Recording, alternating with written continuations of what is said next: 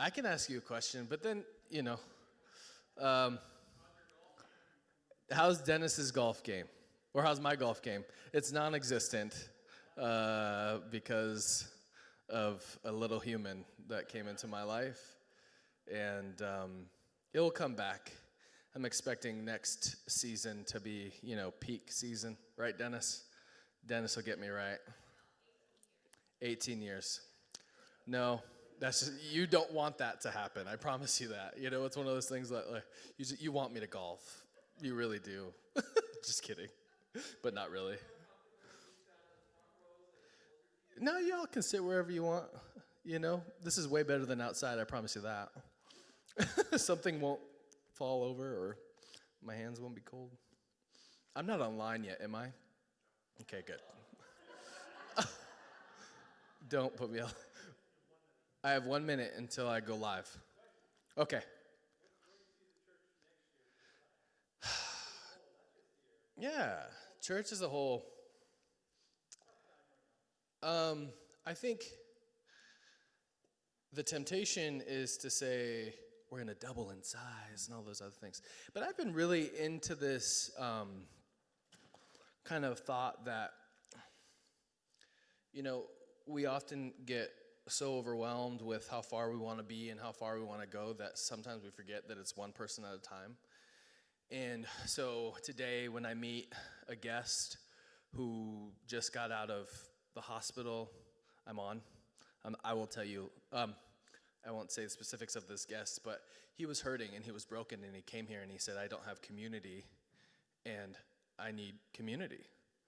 I hope that we can continue to treat that one person and the multitudes of that one person with care, love, dignity, respect, and invite them to discover God's love with us. Just one person at a time. And I think that means growing stronger together in our devotion to Jesus, first and foremost. And secondly, growing stronger together in our devotion to one another, which means that I think sometimes we need to put, including myself, need to put our schedules and time frames on the back burner in order for us to see this individual and love them and care for them the way that I believe God has called us to love them and care for them.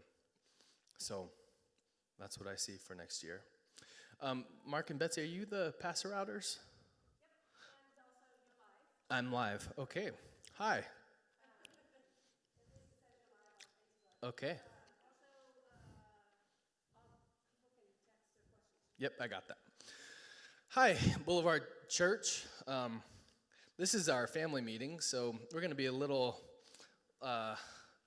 going to have a family-style meeting where we're just going to have a conversation. And I don't know about you, but I never really had family meetings, and I only saw family meetings on TV, and whenever there was a family meeting, there was something bad happening.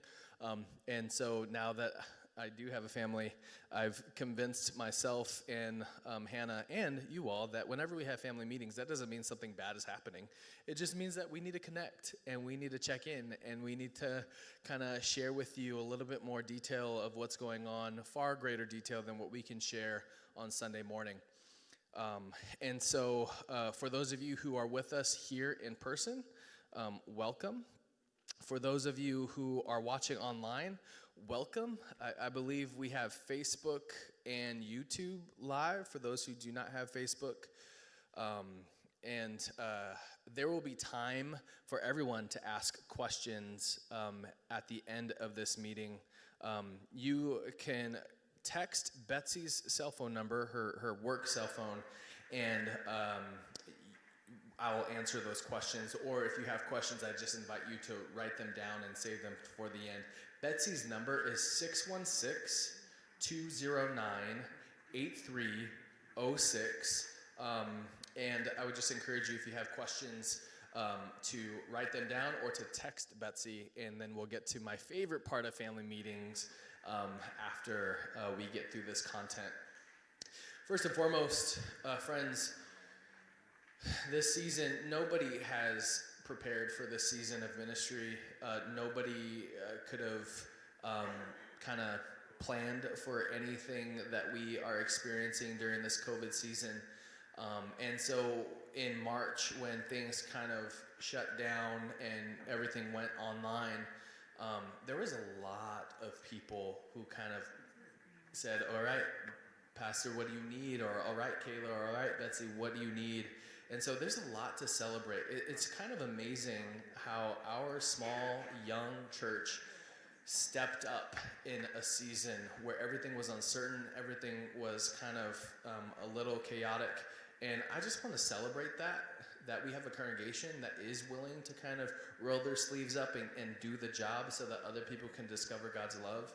First and foremost, I think an important piece to understand is that Kayla being full-time here, there's no way possible that we could be where we are without her work and her ability to pay attention to all the little details. Literally, you guys. I trust her to do all the things that we need to do to get things online and to do all the things that I simply don't know, and I'm thankful that I don't have to know them. Also, just the rest of our staff has stepped up in a big way. All of them are working more than they should, and I'm thankful for that. All of them are working more than what we could afford to pay them, and I'm thankful for that. And you guys have a staff that loves Jesus more than anything and is committed to the work that God has called this church to do, so much so that they are willing to sacrifice a great deal to serve us, and I'm thankful for that.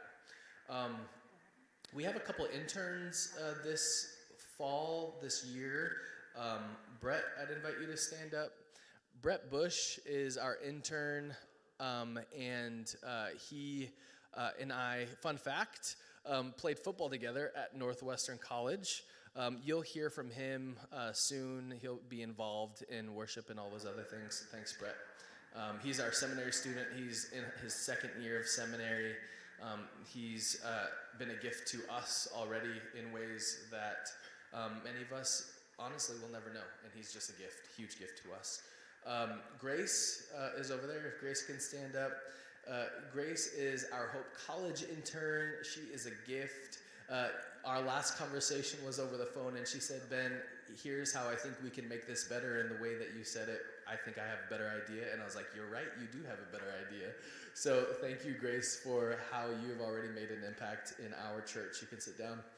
She's kind of working on doing some stuff with Breakfast with Baby and kind of developing some service project stuff that we'll hear in a couple of months. Both Grace and Brett are with us for the rest of the year, and I'm excited to see what the work that they're going to do in our community. And last but not least, I mean, you guys have, I was appalled at the amount of work it took to get us to be outdoors. I mean, every little thing, just there was one thing after the next, and you all stepped up in a huge way. And it's because of that, I think, that we've been able to not only grow as a congregation during COVID, but we've been able to increase our capacity for ministry and serve our neighborhood in a great deal. So there's a lot to celebrate with that. There's meals, thousands of meals that we've been able to serve. There's PPP packages that we've been able to put together for immigrant families. There's food that we've been able to distribute to immigrant families who are being impacted by COVID. And there's life groups. Life groups have kicked off. We kicked off life groups during COVID, and they all went online. And the fact that we had 10 life group leaders saying, yes, I will lead a life group, speaks volumes of the type of church we have. I think one thing we found out during COVID is that, and I've always known this, but I think it was very clear, is that we just have a very strong core leadership team here at the Boulevard that is willing to do things. And it's because of that, I think this is the best number that I have to share with us today. We have over 80 people in life groups or Alpha. Those are over 80 people that are in discipleship relationships. That is significant. That is no small feat. And I mean, before we launched, before we had to move in March to online, we were probably worshiping somewhere between 150 and 175, and now we're probably somewhere between 100 and 125. And the fact that we have 80 people who are committed people in groups being focused on devotion to one another and devotion to God, I think that is huge. So yeah, amen to that. I think that's a testament to you and your invitation nature and the ways in which you lead. We kind of moving into this next phase of COVID, we're moving inside. And that means that there's going to be teams that are not going to be active in hopes that there are other teams that are active that we bolster a little bit to make sure that we're healthy, make sure that we remain safe, and make sure that we are creating a safe space where we can worship indoors.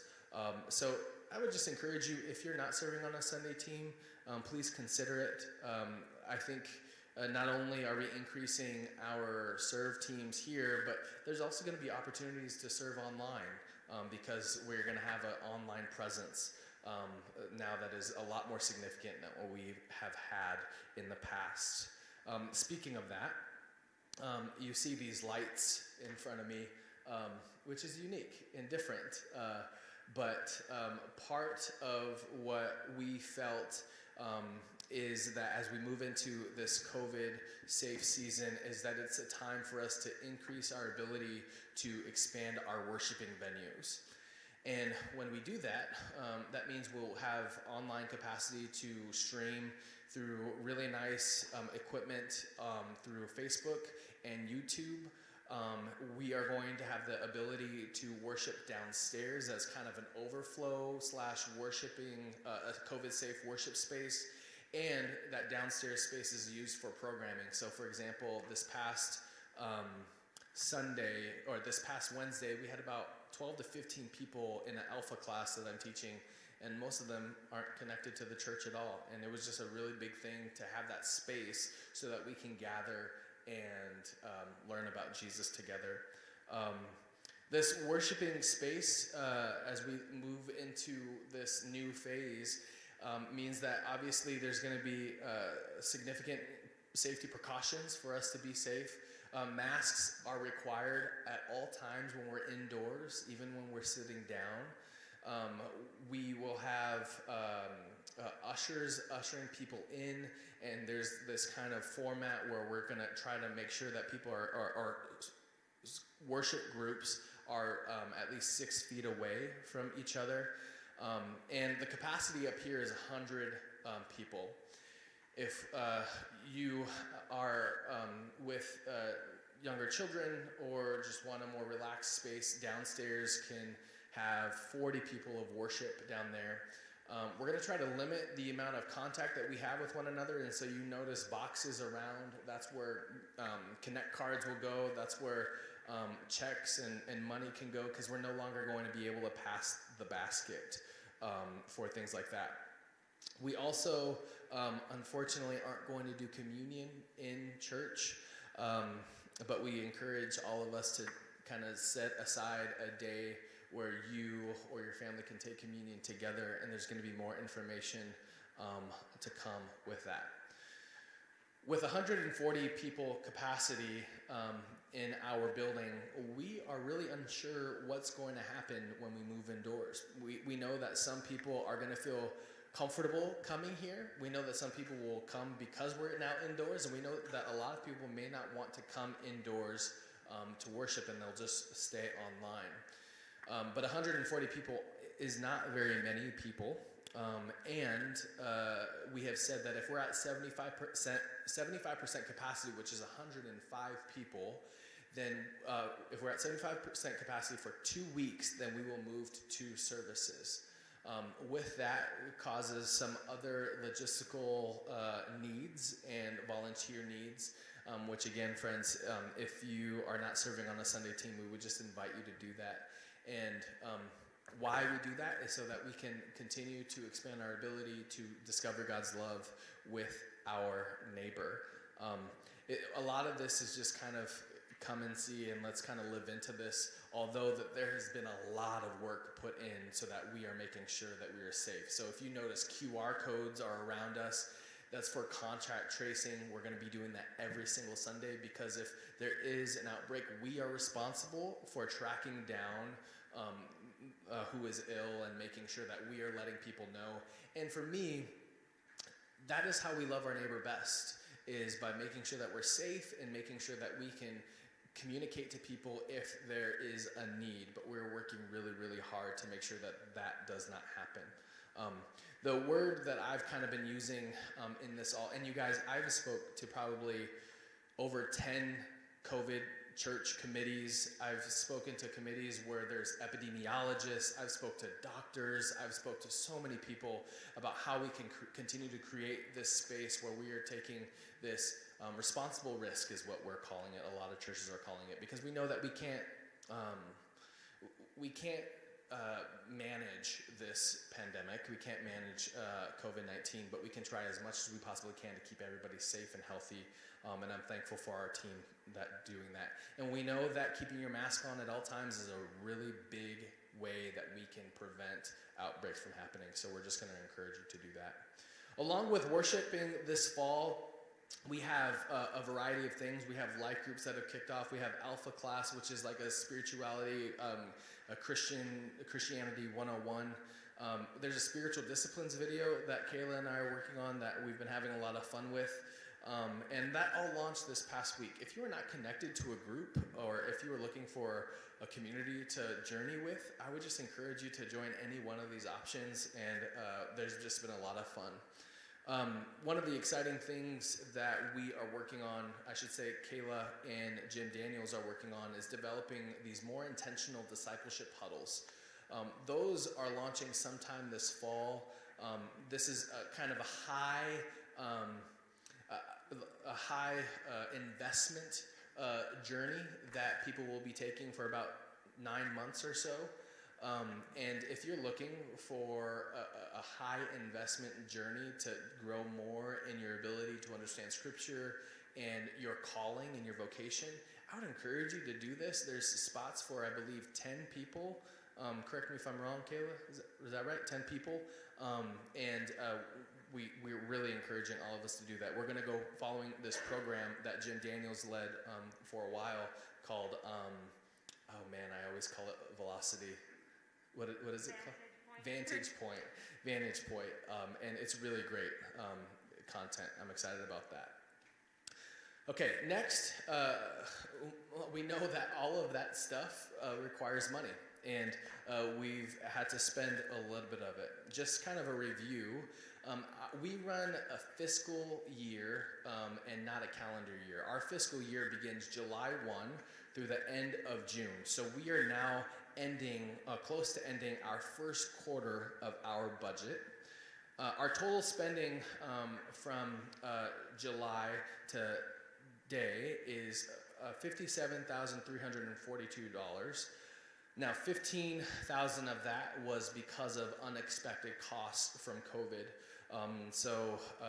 We've spent money on lights, we've spent money on equipment, we've spent money on TVs, we've spent money on cameras, we've spent money on the wiring and all of the hardware that goes into that. There's quite a complex way of doing this, but we believe that it's really important for us to spend that extra money so that we can continue to be hospitable to everybody so that they can worship with us. But it's also an outreach evangelism tool now that we have in our toolbox to reach more people here at the Boulevard. When we launched the Boulevard, I was able to have enough partners to have about $300,000 committed to us, and we knew that that was going to decline as the years went on. I was pretty, I just kind of shared that. I've been sharing that with us. This is our last year of pretty substantial funding. Our external gifts to date are just about half, 11,500.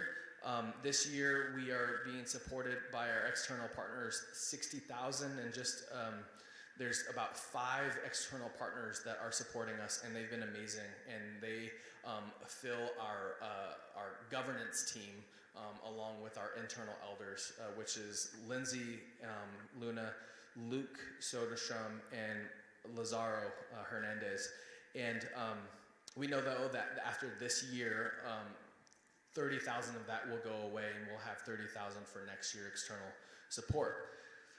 This is kind of the way church planting works. This is kind of the way that a young church kind of is launched, is you have a lot of upfront support, and as you go on and as you get older, hopefully you grow, and hopefully your church can continue to take on the budget. And I'm thankful, friends, that we have an amazingly generous congregation.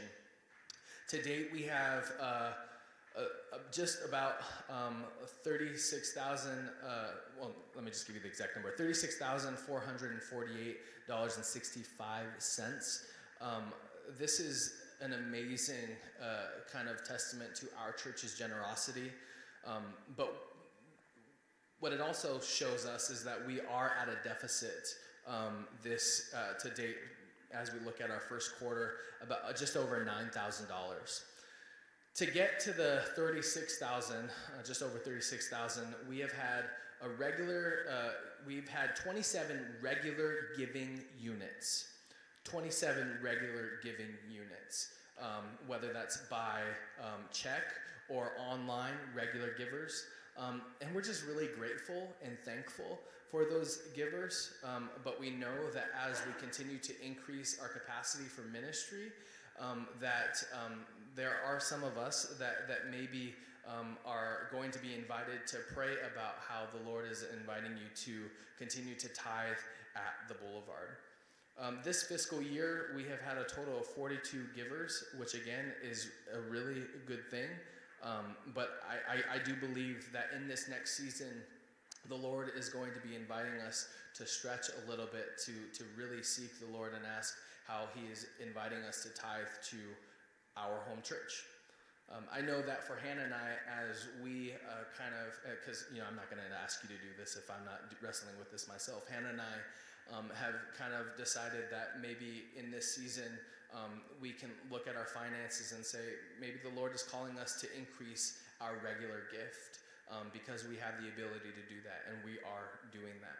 Maybe for some of you, you call the Boulevard home and you don't tithe at all. I would just encourage you to really pray about it and seek the Lord and ask what it is that the Lord is going to put on your heart to tithe. Because we know that as we put our resources together, the Lord will continue to do amazing things through our community.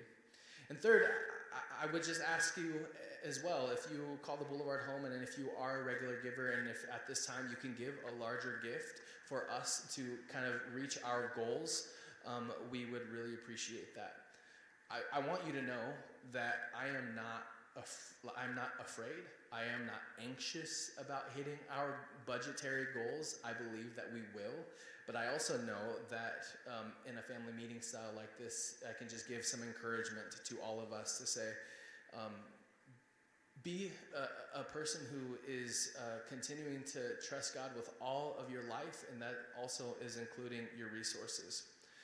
The money that we are spending in our budget doesn't just impact us positively and doesn't just increase our Boulevard's ability to increase our ministry. We have about 5 organizations and nonprofits that are connected to this building, and guess what, guys? They get to use all of this stuff.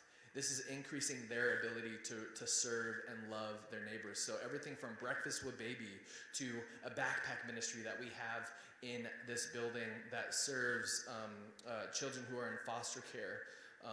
This also includes a new organization that's going to be joining in this building called LAUP, Latin Americans United for Progress. They are moving into this building in the next couple of months, and a large part of that is because of my involvement on the board. And actually, they have named me the next interim executive director. Now, I know many of you are saying, Ben, you already do too much. Why would you say yes to that? It's because we have an amazing working board that allows me to really only give 10,000-foot view help, and I'm basically helping with strategic planning and working with the committees so that I am not responsible for the day-to-day tasks or day-to-day requirements that a normal executive director would have. They're going through some financial issues, which is why them moving into the building is a really helpful thing. But also in this time, they're just kind of re-evaluating their mission and vision, and it's a great thing that the Boulevard can help them do that. I don't know if you remember, but the large reason why the Boulevard was planted was so that we can make a difference within the Hispanic community, especially the second and third generation Hispanic community. And this is just another way that we get to do that. Now we have ESL classes here. Now we have immigrant advocates in our building that we can be able to be a support. And the money that we are spending in our budget directly impacts them. And that is what I love about our congregation, is that we have this mindset of community. And it's not just about getting us to the next level, but it's about bringing other people along so that we can all be who God has called us to be, whether they think that is what they're doing or not. And I'm just really thankful for that. The interim ED position is, I'm volunteering my time because of the generosity of this church. And that won't be permanent. They know that there's an end date, and we basically are going to be working with them to develop relationships so that we can get to the next phase. I project, and I said this to them too, that it's going to be about 2 hours of my time, 2 to 3 hours of my time a week. And there's going to be times where there's more, but I'm not expecting there to be too much more. So if you look at your cards, I would just encourage you to take this card home with you and pray and consider how you might begin tithing to the Boulevard, how you might stretch your faith by increasing your regular giving, or how you might give a one-time gift so that we can be proactive in our budgetary responsibilities and maintain the ability to reach people for the sake of the gospel. You can give by text or online or by check. I'm just really excited and encouraged about how the Lord is stirring us up as a community for such a time as this. I mean, it's kind of amazing how our community and our country is going through such a divisive time, and we as a congregation from the very beginning have said we are going to take these things that divide us and we are going to be unified with Christ, and we are going to continue to discover God's love with our neighbors. And really, friends, it's not because you have an amazing staff that do so many things, but it's because you all are empowered to be Jesus wherever you go. And I'm just thankful for that. Let me see here. Let me just make sure I have everything. Now, this time I'm going to open it up for questions. Again, if you are online, you can text Betsy's number at 616-209-8306. This is a family meeting, so yeah, I'm excited to answer any questions that you might have. Also, I'm available if you have more questions beyond this conversation or meeting. I would love to connect with you and talk to you about your questions. So anything for me to clarify, any questions at all? We'll start with Betsy. Do you have anything? Nothing yet. Okay. What about anybody in here?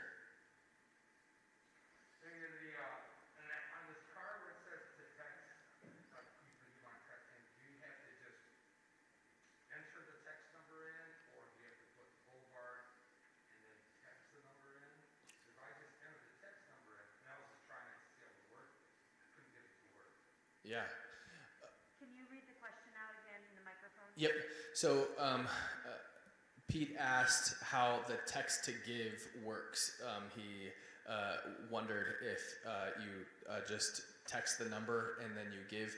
Kayla, you set that up. Could you? I did not set No? You didn't set that up? That's it.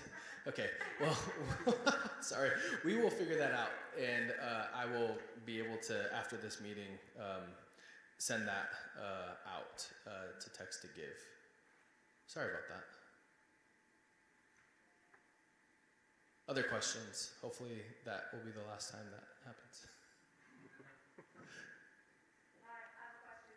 Does the All Saints Church still plan to use this? Yeah. The question was, does All Saints, who meets at 5 p.m., still plan on using this space? And they do, to my knowledge. Yes, they do. And the nice thing is that they get to use the improvements as well, which we're thankful for. Dennis. For the sake of transparency, is there a fiscal budget sheet that you have that people can see? Yes, there is, and I'd be happy to send that out. We can send that out in a whole email along with the information that Pete asked. Yep. I can also include on that the improvements that we've been able to do. The $25,000. I'll include a spreadsheet for that as well.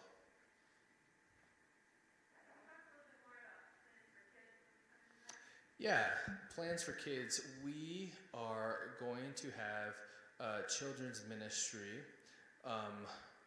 Masks will be required. Let me pull up the details that Kim Hernandez sent us. There will be a limited space. There is going to be a total of 30 kids max downstairs. We are not going to be using the small rooms downstairs, but we're going to be using the two larger rooms. One room will have 10, the other room will have 20 children, and masks will be required, washing of hands will be required, and they are going to just make everything a little bit more COVID responsible.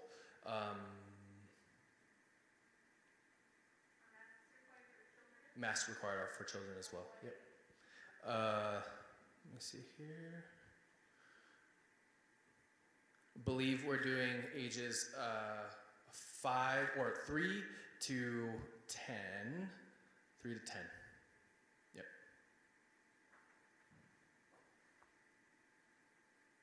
I have a question. Yep. Can the QR code have a number in the party so that each person doesn't have to do it? And then I have a follow-up. So you want to answer that one? Can the QR In code? other words, the QR can the family register instead of, can, you know, like if Mark and I can we register together as party two? What would you say, Betsy? The answer to that. Okay. Yeah, that's a good question. I would say let's just talk about that. And so the question was, will there be one person to answer the contract tracing for the QR code? And honestly, that's something that I think we would just have to seek kind of counsel from the experts and be able to respond to that. The other question this person had is, does the QR code indicate what seat you're in? So you can assess who is sitting near a person who says that they tested positive. So, can you repeat that and we'll take a look at the QR? Yeah. So one question was, the second question was, does the QR code tell you where you are seated? And I would say the QR code should say where you are seated. And if you look at the survey, there will be a spot on the survey that says the location of your seat. One other question from someone who typed in, other than masks and distancing, what are other precautions that we are taking here? Yeah, that is a good question. There is a, yep, 1 second, let me get to the website. The question was, other than masks and social distancing, what are the other precautions that we are taking? We have a website, kind of web page that we have been working on that, is it live, Lucas? It's live, but is it? It's not live tomorrow. Okay, it will be live tomorrow. It's live, it's just not findable at this point. But what we have in that website is regathering guidelines. Many of you have gotten them in your email, but in that is basically a very detailed response on how to keep our space safe. And so I mentioned earlier that our upstairs will be 100, downstairs will be 40. If you are encouraged to get tested, if you are not feeling safe, and if you're not feeling 100%. Like if you are showing any of the COVID symptoms, then we ask you to stay home. We also have a self-assessment on the webpage, so if you aren't sure of the symptoms, you can go to the webpage. The entrances, we have created door A, which is our main entrance. If you've been here, you know that. Door B is the bell tower entrance, and door C is our accessibility entrance, our back entrance. And we are creating spaces so that there will not be a funnel. We are also asking for people to show up 15 minutes early so there isn't that funnel and everybody is kind of sitting or waiting to get in. We are going to decrease the amount of time for our worship services. When we were in here, we were kind of running around 70 minutes or so. We're going to try to keep it around 45 to 60. And then the other things that I mentioned about the offering and whatnot. So there will be counters when people are coming in to make sure that we're safe here. If we are at capacity, we would like to ask that maybe some of our leaders kind of worship with us outside, if that is possible. Why we're asking leaders to maybe kind of step out so we can create more space for others is because we want to continue to be a place where more people can discover God's love. And obviously we'll ask you, and obviously if you don't feel comfortable with that, that is completely okay. We will make it work another way, but hopefully we don't have to get to that point, and hopefully we can move to 2 services or make some other adjustments. Question I have here is, I've heard that singing projects more particles in the air, which increases risk. How are you taking precautions during singing? Yeah, so the 2 things that we have done to make sure that that is happening, again, after seeking counsel from medical experts, is, yep. The question was, how are we taking extra precaution during singing? Because they heard, and it is true, that when you're singing, you can release more particles.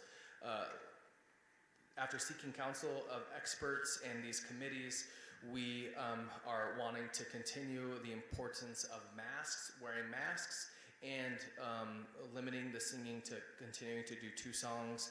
And we're also going to maintain the social distancing, which are the most important things.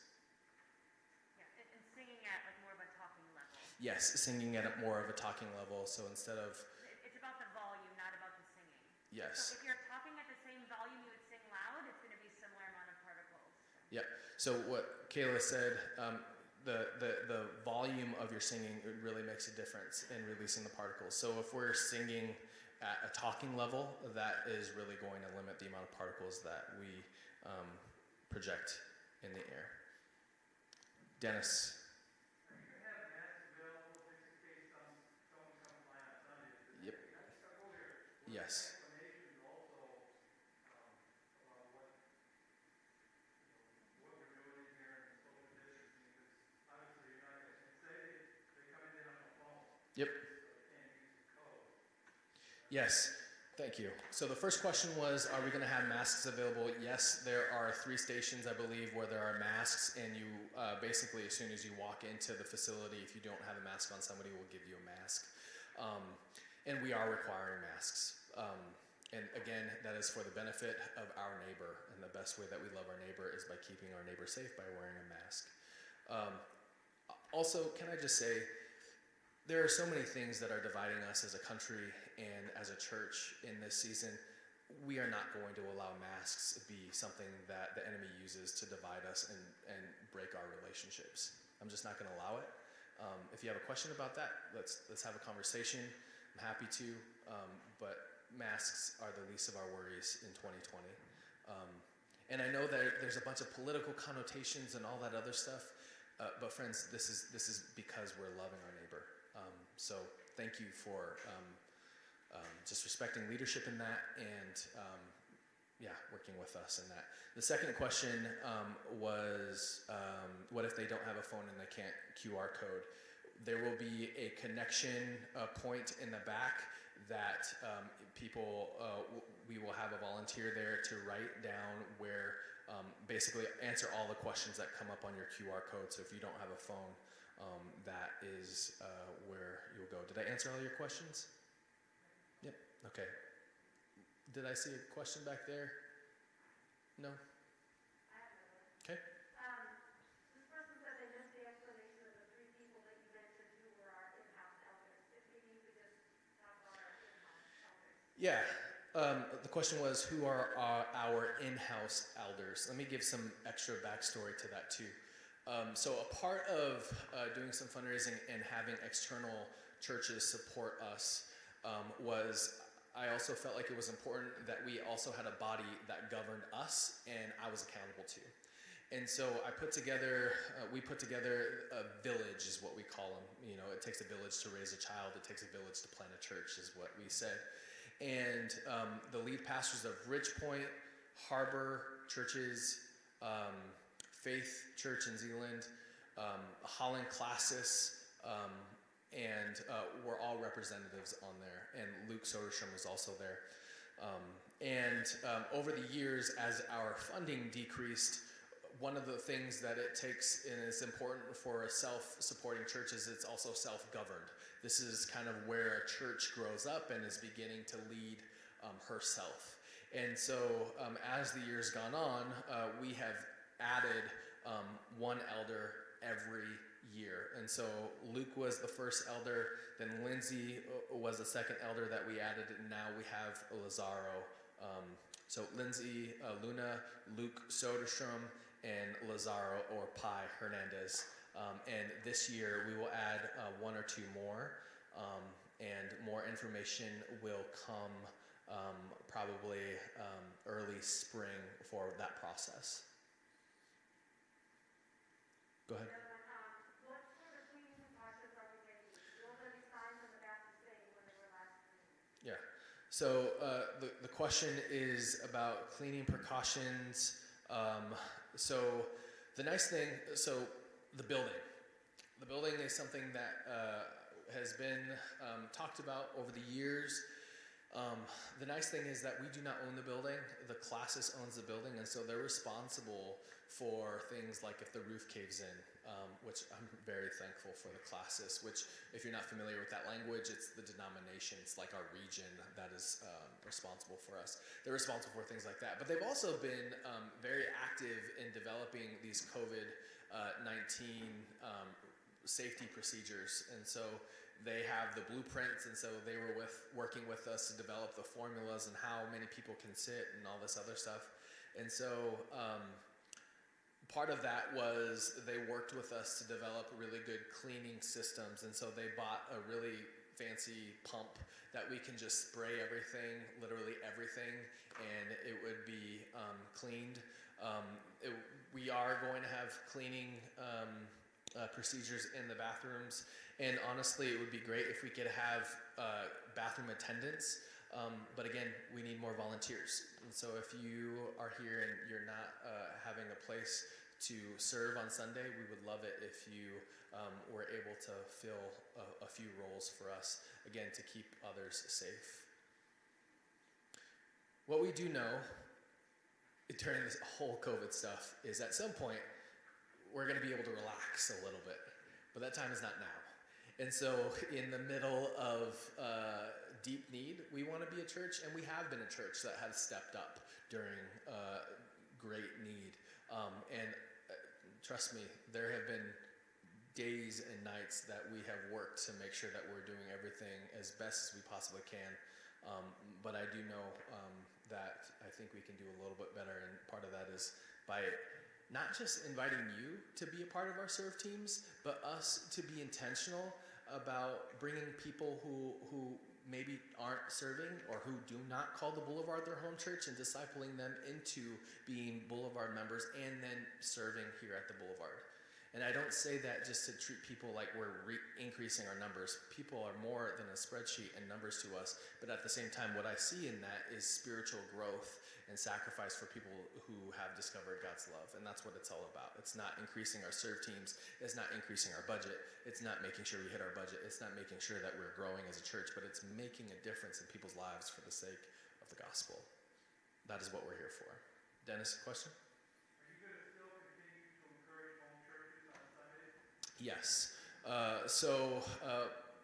There are actually people that do not feel comfortable coming and worshiping in our parking lot, and there won't be people feeling comfortable worshiping here. The nice thing about all of our updates is that people can worship within their life group if they are feeling comfortable, and that's where they want to worship. People can worship with people who don't come to the Boulevard. It's been amazing to hear stories of people worshiping in their homes and then inviting their roommates and inviting their friends who don't have a home church to worship in their space, and it's been a great thing. So of course, worship at home, come and worship here if you feel comfortable with that. There's a lot of options, and we're thankful for that. Go ahead. Is there any kind of general plan as, heaven forbid, if cases start to spike and we're getting Yeah. Yep. In that email that you all Can should you repeat have. the question? Yes. It was online. 1 second, let me pull up because I want to make sure that I'm communicating correctly on this, and not that I wasn't communicating correctly on the other ones, but I want to make sure that I have the 4 things that we've written down. The question was, what are the reasons why we will go? For some reason, it's not working. What are the reasons for us to move back online? And for some reason, the document isn't opening up. So can you open up the COVID-19 response document? And it's at the very bottom. From the top of my head, we move, Michigan and our region moves back to phase 3, which means the local schools will be back online, which will be a reason for us to move online again. Secondly, The school district goes online. yep, school district goes online. 3, there would be an outbreak. The question was, what will be the reason for us to move back online? Like not meeting in person in the church. Not meeting in person, going back online. The answer is, and the document is not opening for me, so Our region moves back to phase 3. our region moves back to phase 3. The local school district goes online. Local school district goes online. There would be an outbreak. There would be an outbreak in our congregation. The church is not following our guidelines. The church is not following our guidelines. Thank you. Other questions?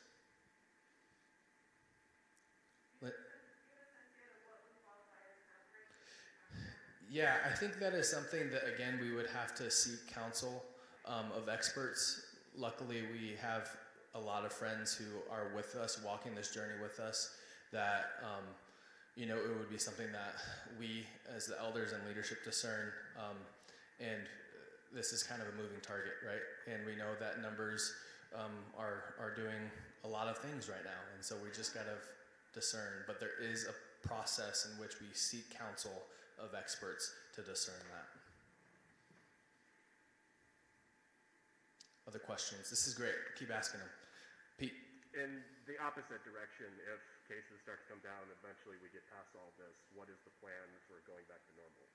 The plan for going back to normal, if cases continue to decrease and there's a vaccine and experts are saying now we can move into the next phase of our COVID worship, will probably be removing masks and removing social distancing guidelines. But at this point, I think that we're a long ways away from that. And so we may have 6 to 12 to 18 months for us to figure that out. And there will be a process in which we do move into those phases, just like there has been a process that we've moved into our COVID response phases. But so much of this is a moving target, and we're seeking counsel of medical experts. But we do know this, friends, and you probably have sensed this, that we're being very smart and cautious and trying to listen to science and trying to look at what is out there so that we are taking into account the benefit of our neighbor, especially those who have weaker immune systems and whatnot. And we're trying to be really responsible. And I hope that's what you hear in this conversation. Other questions? Other questions? Awesome. Great. Just FYI, there's a bit of a delay online. So There's a little delay. Okay. I'll wait for a little bit. One thing I want you to know, friends, is that I personally, somebody texted me and asked if somebody vomited in the middle of the service. And I would say if that happened, then I pray that that doesn't happen, but we probably would cancel. We would stop the service and exit. So, yeah. Thanks for the text, friend.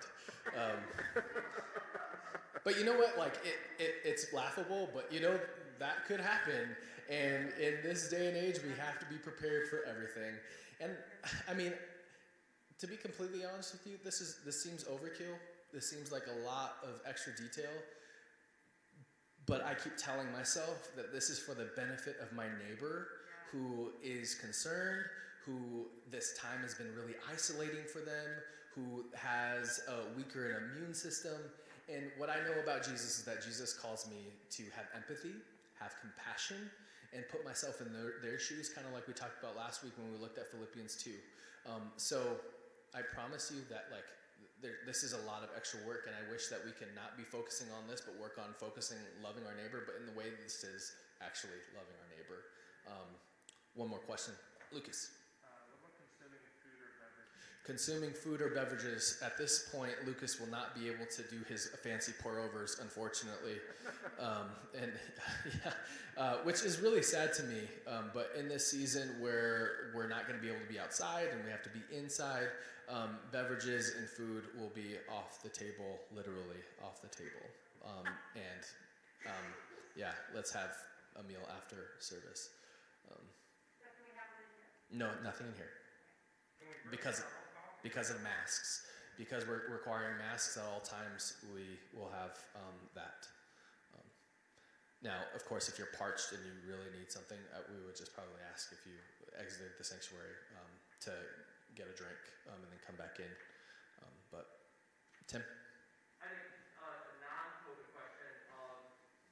I'd like to know, for you, Ben, where are you excited about for the church or for you spiritually or for your family? Yeah. I'm really excited that we have a church that's committed to being discipled.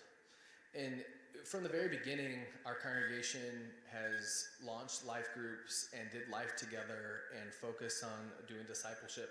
And I'm excited that now that we have somebody who is focusing their attention, like Kayla, on those things. And the fact that we have over 80 people connected to groups is pretty amazing to me. I talk to pastors. I'm not going to compare ourselves. So I'm really, really excited about that, because what that says to me is that we have people who are committed to Jesus. What excites me during this time is that I see the reality of a pandemic, but I also see that there's a lot of opportunity for us to be the church in this season. And I'm excited about developing ways for us to continue to meet those needs. You've probably heard that a lot in the last few sermons. That is what is making me excited. Even though we're working through these details, there's so much opportunity to have Jesus make a difference in people's lives. Oh my goodness, that excites me. That gets me out of bed early in the morning. That keeps me up late at night, and for me, that's 10 o'clock. Like, that just gets me really, really excited. And you know, we had a baby 6 weeks ago, and I can be honest with you that COVID was really hard when we kind of went online, and it was just really hard for me. It was really hard for all of us, but your question was for me. And at the same time, I think that in this difficult season, I have never felt more excited about what the Lord is doing here at the Boulevard and what the Lord can do through the Boulevard in our ability to make more disciples who are making disciples. As long as we stay focused on that, I think the Lord is going to do some.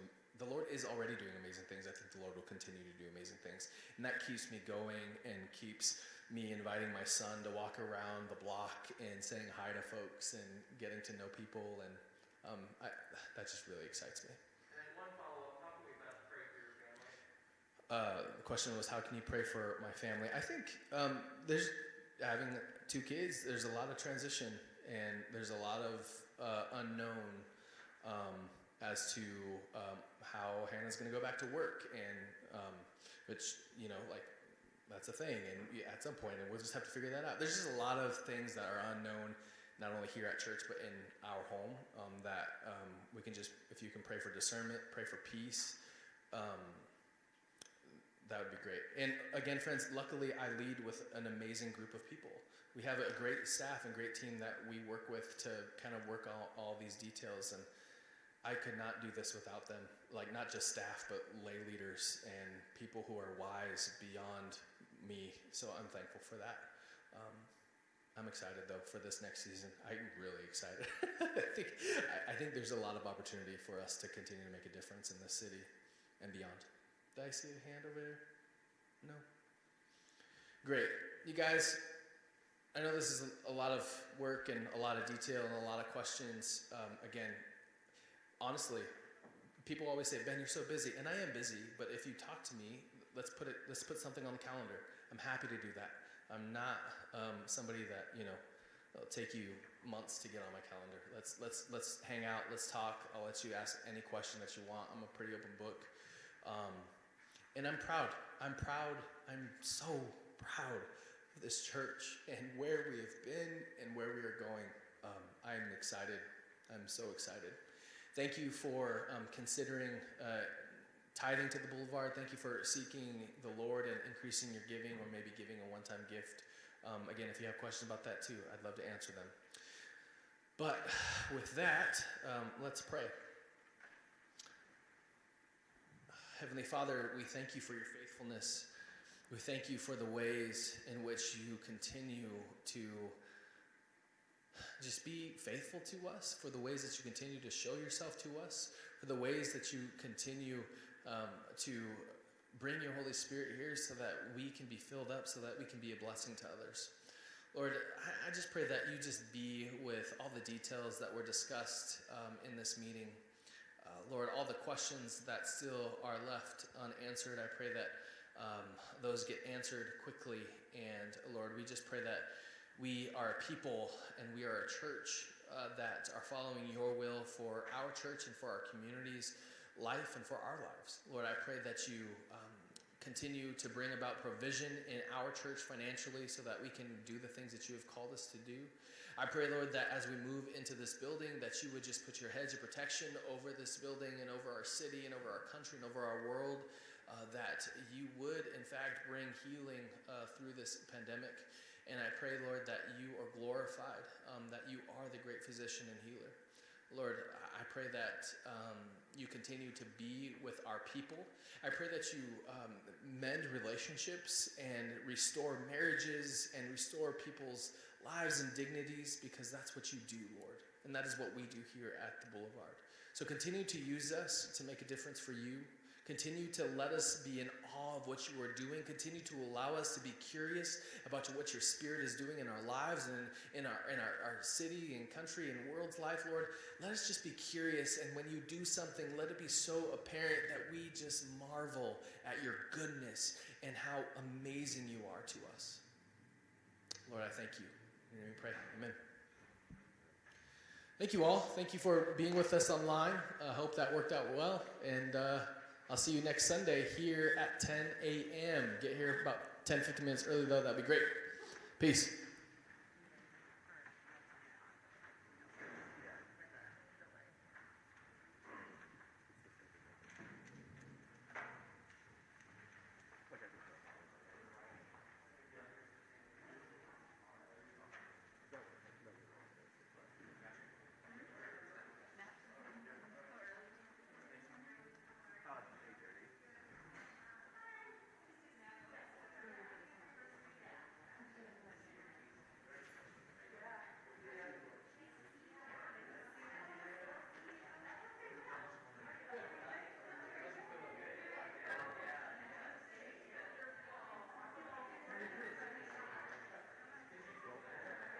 I need to get a tutorial about it. If I'm still going to be,